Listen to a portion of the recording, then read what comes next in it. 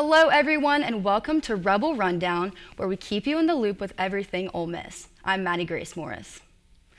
Rent prices are increasing in Oxford, and finding an affordable place to live is becoming an increasingly difficult task.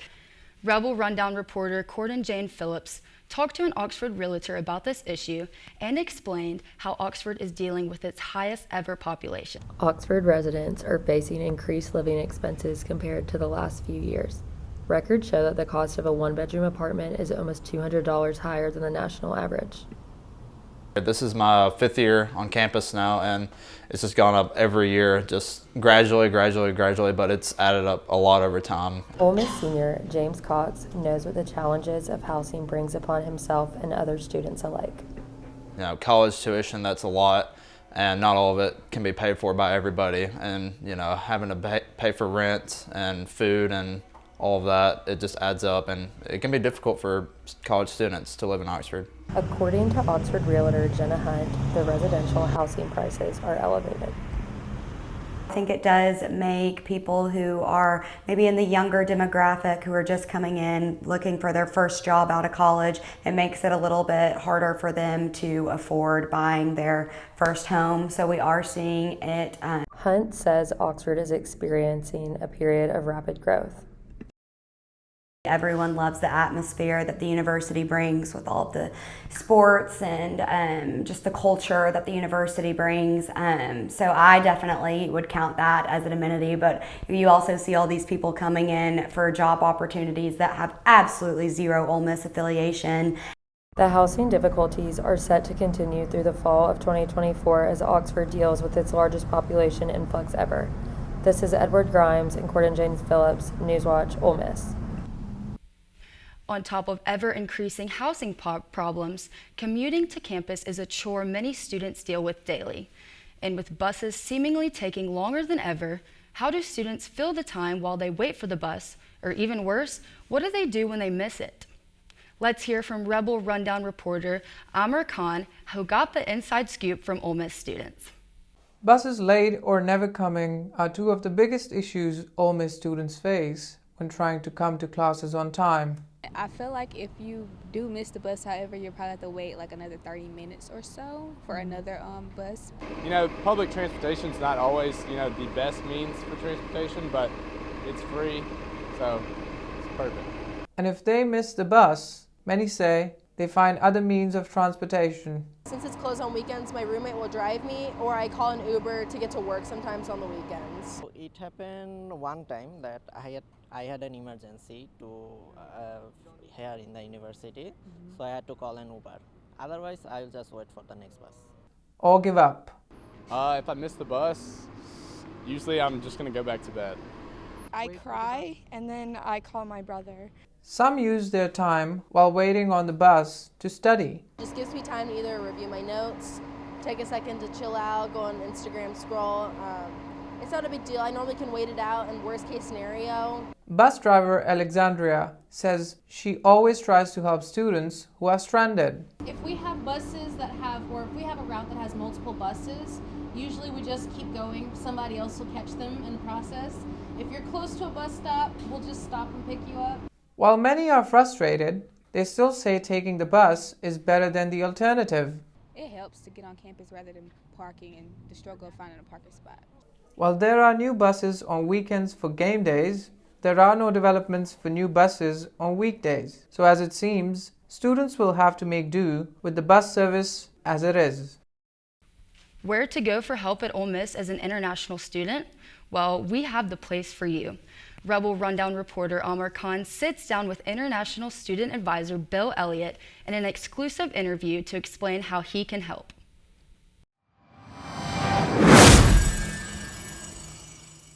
So, welcome to Hotty Toddy Spotty, and today we have Mr. Elliott with us. So, Mr. Elliott, tell us something interesting about your job. Part of the interest in my job is being able to help students, to work with them when they come in with difficult situations and able to help them work through those processes. You work with a lot of international students because that's primarily what you do here. Sure. Could you tell us something interesting that you have learned from any of the international students? I'm just always impressed with the dedication, the high percentage of international students come to the United States with. Their understanding of what they're here to do, their academic and personal goals, and their focus on being successful and getting through their programs. I think that's something that's very admirable. Is it safe to say that your office should be the first place that they should come to whenever there's a problem for an international student? I believe so. I think that we have a number of resources that we can help with. Again, probably the the most crucial one is helping students to navigate the non-immigrant visa system in the United States. Time and time again, students find themselves in unique situations where they need a little help. They need a little advice on making sure that they remain in status and things go well. And our office, I believe, is well set up to help them with that. Could you talk about some of or any project that the ISS is currently doing for the international students? The Ole Miss university system as a whole is transitioning into different data collection systems. Things, the way we keep records, the way we're able to go ahead and give students accurate and up-to-date information. And the university as a whole is moving into a new system. And I know our office is involved in making sure that international students' interests are represented. Well, thank you very much, Mr. Elliott, for sitting with us. It was a pleasure talking to you. Definitely. Pleasure was mine.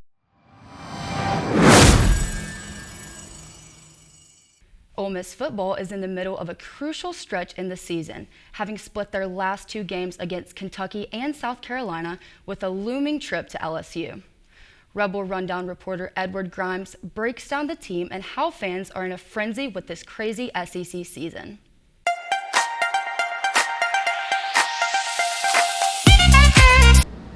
Is panicking down for a week in Oxford around this football program? Between last week's shocking loss to Kentucky, now a dominant road win at South Carolina, Rebel fans are really losing their minds as this season enters a crucial stretch. Of course, a loss this early in the season was unexpected, but was anyone really getting fired over one game? I'm sure the end zone's reading the SIP instead of their usual Ole Miss were to blame by some, tradition and all that. Of course, the online message boards can preach wholesale change as they tend to do. The team itself needs some improvement on offense, but the defense is clearly up to snuff. And the offense is run by this guy, you might have heard of him, named Lane Kiffin. If anyone can turn it around, it's him. Now look at this week. A fitting bounce back happened on the road at Carolina. Defense completely dominant. The offense, it looked noticeably better. Not perfect again, but come on guys. They dominated in a must-win spot, and I'm sure there was a lot of thought throughout the fan base that this game was going to be a nightmare. But this is college football, and this year we're seeing absolute madness every single Saturday. Look no farther than the SEC. Texas A&M crushed 9th-ranked Missouri.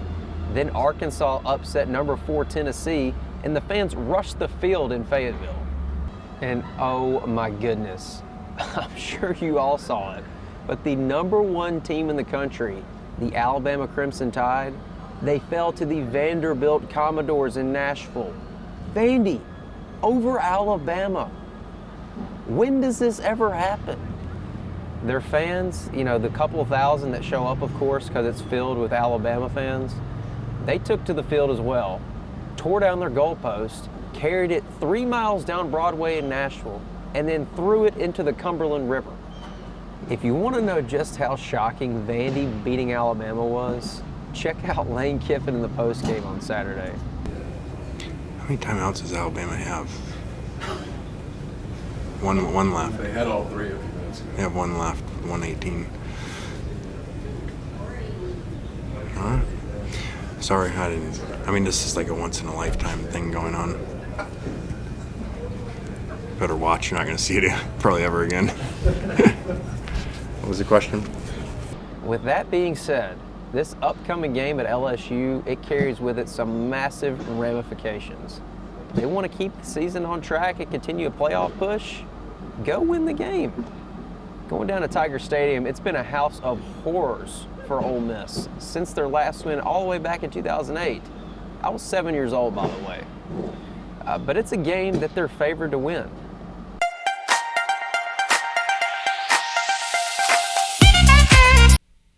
We're well into football season, and Ole Miss students are becoming acquainted with their favorite game day traditions in the Grove. Let's see what they are. Ole Miss home football games are back, which means students are also enjoying their favorite Grove traditions. I think my favorite tradition of the Grove is just the community and then the way that people invite you into their tents like spontaneously, and the way that strangers become friends in the Grove. Ole Miss football brings a spirited community together, whether it's through food, friends, or tailgate tents. I love seeing how people decorate their tents and how some people even put chandeliers in their tents. And the game day grandeur doesn't stop with the tents. Fans love dressing the part too. Okay, so my favorite Grove tradition is definitely dressing up with everyone and seeing what everyone wears, and the Walk of Champions I love. Watching the Walk of Champions for the fashion, the team, and of course, Juice. Tradition is the Walk of Champions. I really like to see Juice, the dog, and I like to see all of the football players walk through. And I also like whenever the cheerleaders cheer for them too. Traditions even start the day before.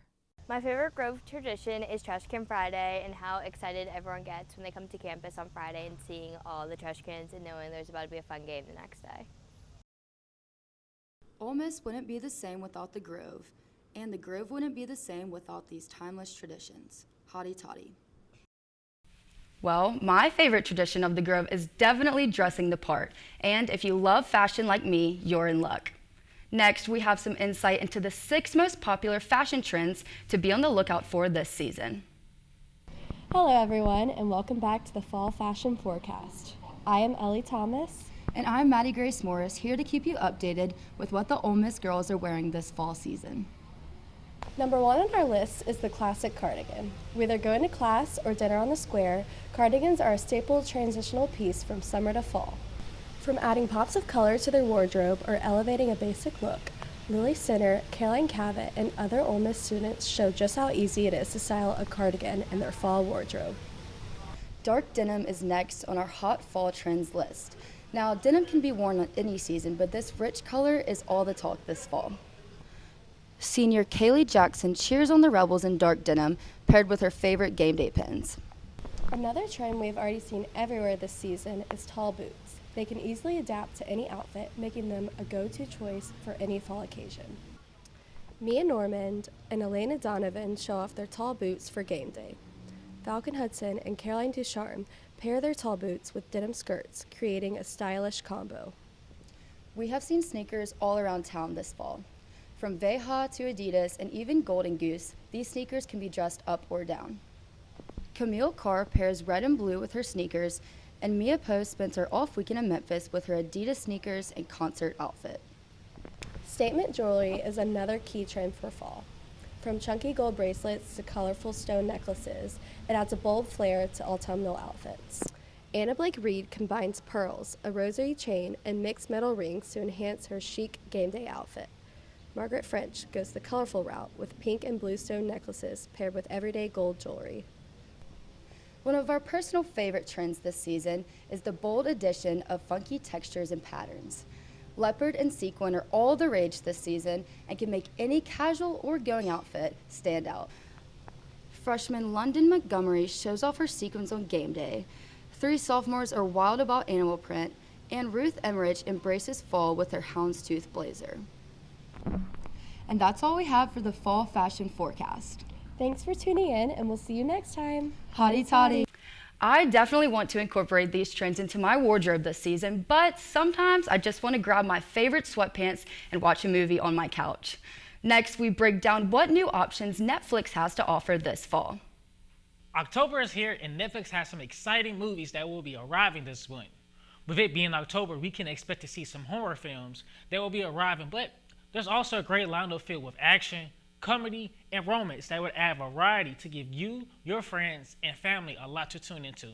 So without further ado, grab your popcorn and get ready, set, stream.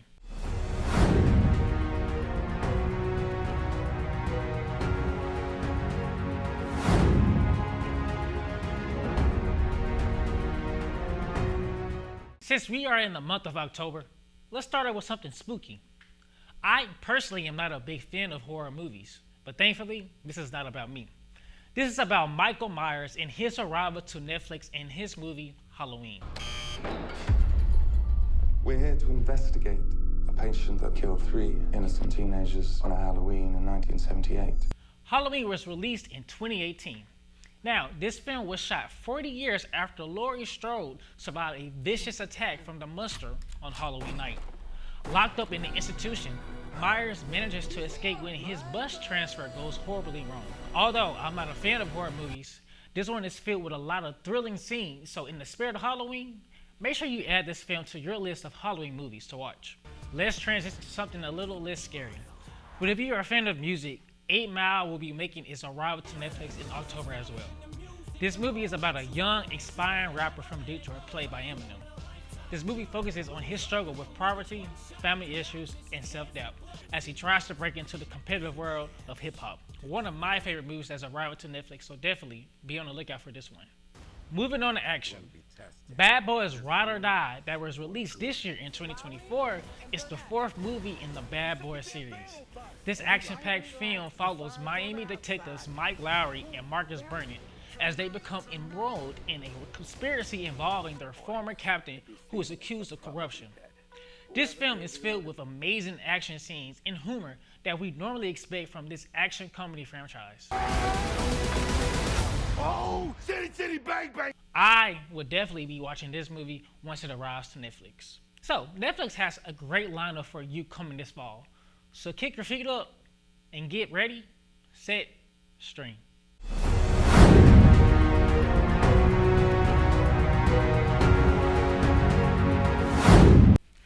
Thank you so much for joining us for our first Rebel Rundown. I'm Maddie Grace Morris, and we hope to see you next time on Rebel Rundown.